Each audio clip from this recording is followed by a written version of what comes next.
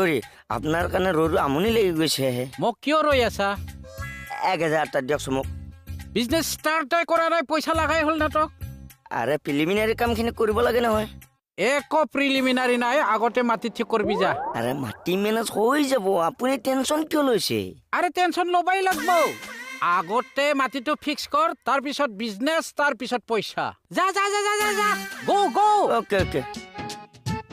মাটি ফিক্সে কৰা নাই তাক পইচা লাগাই হ'ল ভণ্টি তই কি ভণ্টি তই তোক যে মই 500 টকাটো খুচুৰা কৰিবলৈ দিছিলো কি কৰিলি তই গড তাৰ মানে পাহৰিলি তই একদম পাহৰি থাকিলো মোৰটোত কি বুজা আছে তই যে সামান্য কামটোকে পাহৰি থাকিলি মোৰো বুজাৰ কথা নকবি আৰু এটা নতুনকে বুজা লৈছো এতিয়া তোৰ সেই মূৰৰ বুজাৰ হিচাপ লৈ থাকিবলৈ মোৰ লগত সময় নাই দে পইচা দে ৰ মই এতিয়া খুচুৰা কৰি আনি দিছো